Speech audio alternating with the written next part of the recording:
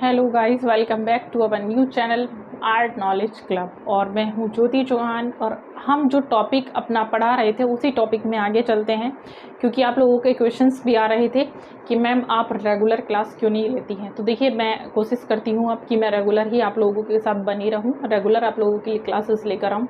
Actual में क्या होता है, क्योंकि वर्कलोड बहुत ज़्यादा हो जाता है, ऑफलाइन एंड ऑनलाइन दोनों क्लासेस को संभाल के फिर वीडियो और उसको मेकिंग करना थोड़ा सा टफ हो जाता है। कई बार क्या होता है, आप देखते हैं कि वीडियो मेरा बना हुआ होता है, उसको मैं मेकिंग नहीं कर पाती हूँ। बहुत सारे रीज़न ऐसे हो जाते हैं, बट फिर भी मैं कोशिश करूँगी कि मैं आप लोगों को इतना लंबा इंतज़ार नहीं कराऊँ। ठीक, मैं माफ़ी चाहती हूँ, आप लोगों को इंतज़ार करना पड़ता है मेरी वीडियो का, बट आगे से ऐसा कम ही होगा, क्योंकि मैं बहुत जल्दी आप लोगों को रेगुलर ही वीडियो देने वाली हूँ। ठीक, एंड सेकंड, देखिए आप लोगों को पंचमढ़ी के बारे में आज मैं पढ़ाने वाली हूँ। पंचमढ़ी, इससे पहले हमने बाघ गुफा तक इससे पहले का जो क्षेत्र है सिगनपुर की गुफाओं को हमने पढ़ लिया था। आज हम पढ़ते हैं पंचमढ़ी। पंचमढ़ी मध्य प्रदेश में है और मध्य प्रदेश में आप देखेंगे भोपाल से लगभग 70 किलोमीटर दूर है। इन दरिया या गुफाओं, इनको देखिए क्या कहा जाता है, इनको पुतरी कहा जाता है। इन गुफाओं को क्या बोला जाता है, पुतरी कहा जाता है। शैल चित्र हैं और इनकी जो खोज है, मतलब हम खोज डीएच गार्डन ने की थी 1936 में, लेकिन इन गुफाओं की जो जानकारी दी थी वो जीआर हंटर ने दी थी 1932 में। सबसे पहले जो जानकारी दी वो जीआर हंटर ने दी थी, लेकिन खोज का कार्य डीएच गार्डन ने किया था।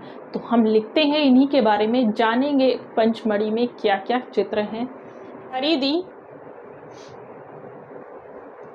सबसे पहले जानकारी, तो पंचमढ़ी के चित्रों की सबसे पहले जानकारी दी थी जीआर हंटर ने।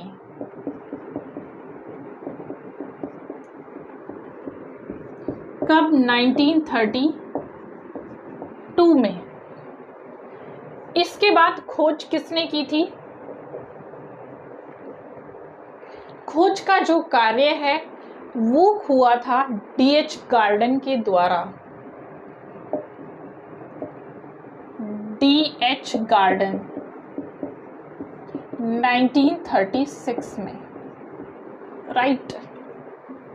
अब देखिएगा, अब बात आती है ये कहाँ है, पंचमढ़ी कहाँ पर है। तो जो क्षेत्र है वह है इसका मध्य प्रदेश, भोपाल से लगभग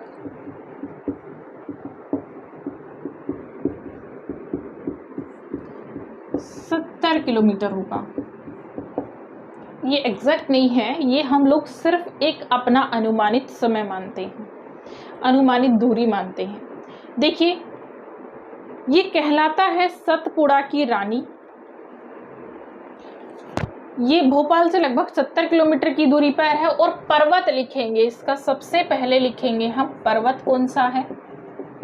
महादेव पर्वत। पर्वत कौन सा है? महादेव पर्वत है। अब लिखेंगे ये गुफाएं हैं, दरिया। देखिए, लिखने की जरूरत नहीं है, मैं ऐसे ही समझा देती हूँ। ये गुफाएं क्या हैं? ये दरिया गुफाएं हैं। इनको क्या बोला जाता है? दरिया। इन चित्रों को क्या कहा जाता है? पंचमढ़ी में पुतरी कहा जाता है। बड़ी पुतरी लेन, छोटी पुतरी लेन, इस तरह से वहां पर ये चित्र बने हुए हैं।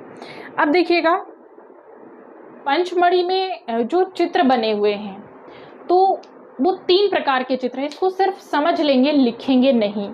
3 प्रकार के चित्र कैसे हैं? एक है आपकी तख्ती नुमा आकृतियां, मतलब जैसे आप देखते हैं कि हमारे चित्रों का जो जन्म हुआ है, हमारी आर्ट का जो जन्म हुआ, आप देखेंगे वो फोक आर्ट से ही हुआ है कहीं ना कहीं, क्योंकि इसको स्त्रियों ने जीवित रखा था। चलिए, उस पर हम चर्चा बाद में करेंगे, क्योंकि फोक आर्ट पर वैसे मैं आर्ट ज्ञान कला पर कर चुकी हूँ, बट फिर भी, क्योंकि तख्ती नुमा या डमरू नुमा जो आकृतियां बनती हैं, इस प्रकार से हमें ये आकृतियां बनती हुई दिखाई देती हैं।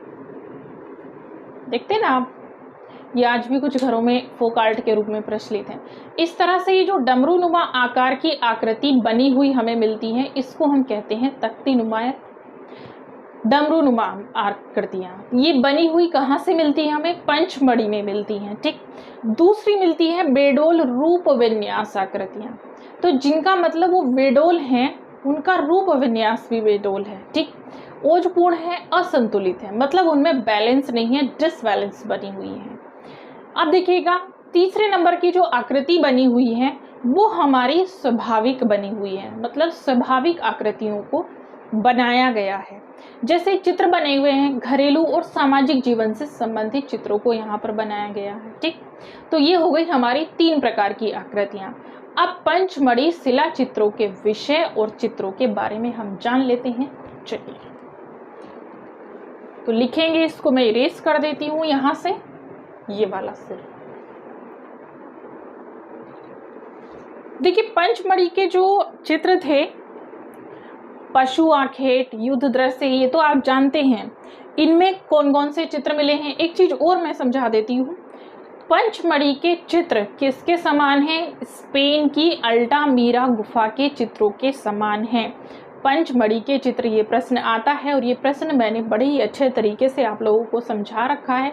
जहाँ पर मैंने जिस वीडियो में अभी आप देखेंगे, इसमें प्लेलिस्ट में आप जाएंगे, जहाँ पर मैंने आपको ये चीज़ बताई है कि जो आपकी पाश्चात्य कला है, पाश्चात्य कला के चैप्टर आपके किस तरीके से हमारी भारतीय कला के चैप्टर से कनेक्ट होते हैं, वहीं पर मैंने ये बताया हुआ, आप उसको देखेंगे आपको इजीली सारा समझ में आ जाए। ठीक है, चलिए अब हम लिखते हैं, इसके चित्रों के बारे में लिख लेते हैं थोड़ा सा। जम्बू द्वीप में देख लेते हैं सबसे पहले। जम्बू द्वीप में हमें क्या मिला है? कांटेदार जीव, कांटेदार जीव, शाही और नृत्य वादन। ये चित्र हमें कहाँ से मिलते हैं? जम्बू द्वीप से मिलते हैं, पंचमढ़ी में।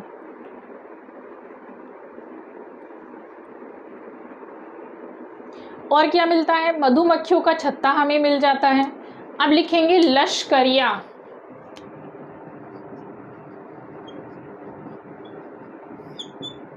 लश्करिया में देख लेते हैं सितार वादक, गर्दभ और मुख्य देवता। सितार वादक, गर्दभ व मुख्य देवता। ठीक, इसके बाद लिखेंगे डोरोको द्वीप,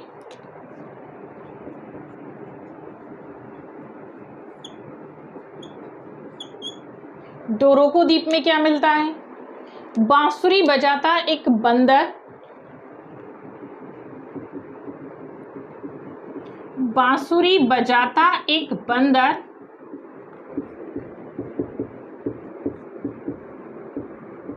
छद्मुखी मानवाकृतियां,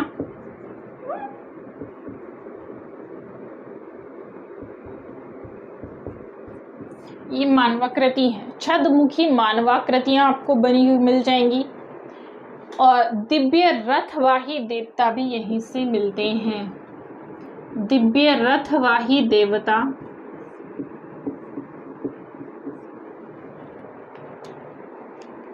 लिखेंगे आगे इमलीखो,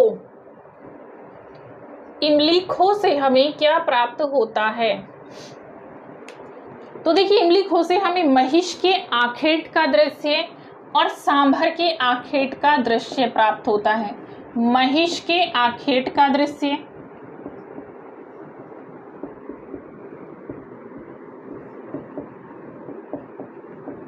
सांभर के आखेट का दृश्य,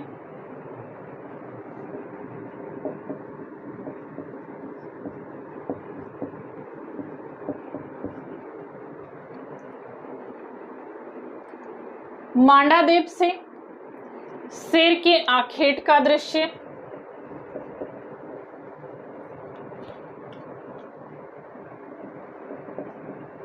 शेर के आखेट का दृश्य मांडादेव से हमें मिलता है। और एक ही शायद 2021 में आया था, जो अभी मैं लिखवाने जा रही हूं, महादेव बाजार, यहाँ से हमें एक विशालकाय बकरी का चित्रण प्राप्त होता है। लिखेंगे विशालकाय बकरी।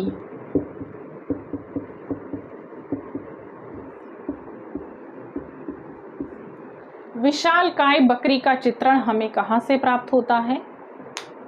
महादेव बाजार से। अब देखिएगा,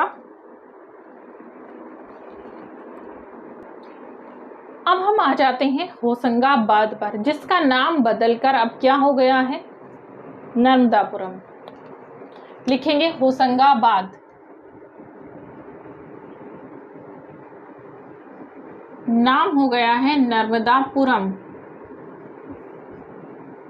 ठीक, इसमें देख लेते हैं। देखिए, इसकी जो खोज है वो मनोरंजन घोष ने की थी।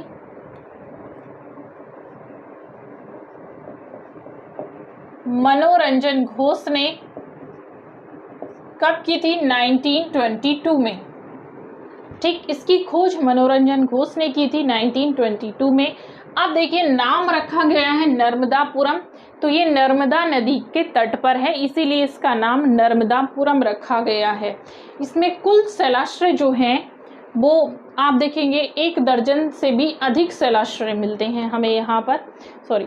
10 से 12 शैलाश्रय हैं यहाँ पर देखने को मिल जाएंगे आपको।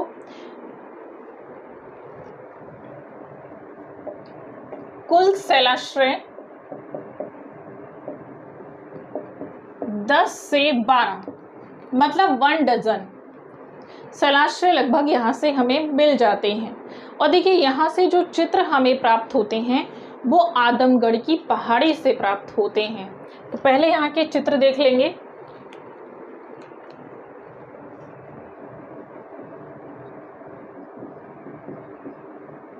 आदमगढ़ की पहाड़ी से देख लेंगे।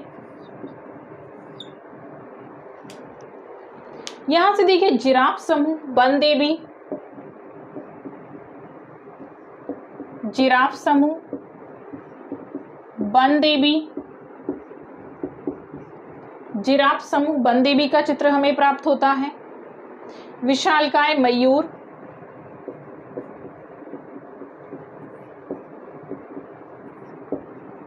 मतलब मोर, ये लाल रेखाओं के द्वारा बना हुआ हमें मिलता है।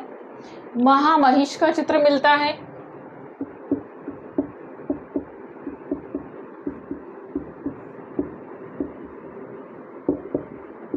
महामहिष का चित्र मिलता है।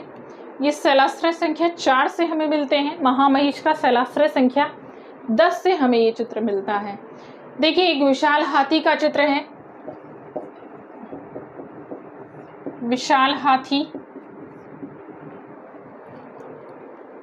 विशाल हाथी का चित्र हमें यहां से मिल जाएगा बना हुआ।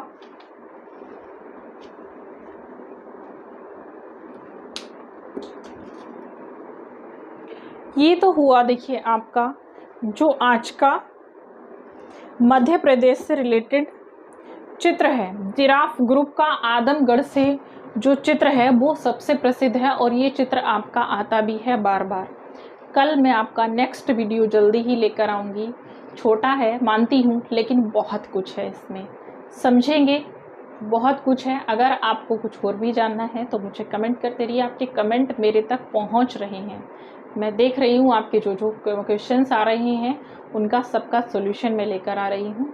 अब हम मध्य प्रदेश से हम पढ़ेंगे भीमबेटका की गुफा को, भीमबेटका शैलाश्रय को पढ़ेंगे। उसमें क्या क्या है, क्या पढ़ना है, कौन से चित्र बने हैं, कौन से चित्र एग्जाम में आते हैं, उनको हम पढ़ेंगे नेक्स्ट वीडियो में। तब तक के लिए मुझे अनुमति दीजिएगा।